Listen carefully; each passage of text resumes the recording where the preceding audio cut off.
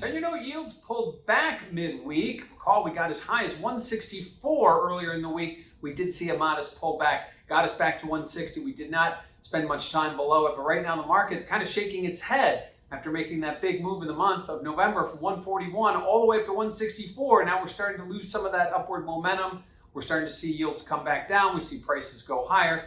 A lot of this stemming from originally, we got the Fed announcement with the tapering. We were told inflation was going to be, transitory, but the market started looking at inflation possibly as more long-term. And at this point, that would push yields higher. But today's pullback kind of comes with a little bit of uncertainty now being priced into the market. Some of the growth numbers, some of the economic expansion numbers aren't as strong as perhaps the bond market had anticipated. So right now that inflation versus growth tug of war continues. Will it be inflation that pushes yields higher? Will it be growth that pushes yields lower? Right now, we saw a modest pullback today all the way back to 160. Looks like the growth numbers are winning today. Now, what does this all mean for volatility? Well, if you check out that CVOL index over at cmegroup.com, you will notice that volatility has been getting crushed the last 2 days. Even though we saw yields going higher yesterday, we saw volatility go down. Today, as yields move lower, we saw volatility go down even further. So at this point, volatility, which has been on a roller coaster ride, typically is very much directional with yields. As yields rise, we see volatility go up. As yields go down, we see the latter. At this point today, we saw volatility come down big as we move back towards 160 and yields moving lower, volatility moving lower with it.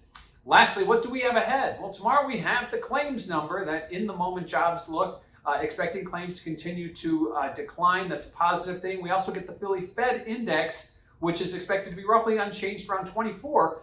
That's still well off those highs we saw earlier in the spring. So aren't we, after we peaked in the spring, we haven't seen much of a rebound. We've actually seen the Philly Fed index continuing to decline. We also get a number of Fed speakers. And while we talked about inflation and the Fed's transitory reasoning, it'll be interesting to see if we get any Fed speakers talking directly to that. None are speaking in a forum with inflation in the title. We're talking about some economic growth. We're talking about a recovery from the pandemic and some other topics. But ultimately, there isn't an inflation seminar out there where somebody will give us some clarity on what the Fed is thinking. Also, we have to remember that the Fed chair has not yet been chosen. Mr. Powell has not yet been chosen to extend his term, nor has Governor Brainerd been chosen to replace him. But there are still a lot of whisper talk that one of the two will be announced hopefully by next week, but the market certainly wants clarity there. They want to know who's going to be running the Fed, and right now that still is very much up in the air. That could also be causing a little bit of uncertainty in the bond market. So 10-year note yields, after moving as high as 164, see a modest pullback to 160 with the claims in Philly Fed tomorrow. And don't forget, we have that U.S. holiday next week. And also next week, we'll be getting those FOMC minutes from the November meeting. That will be very interesting to read. Obviously, that's when they announce their tapering. And that could be very revealing to maybe the next big move we see or the next catalyst move we see in the bond market.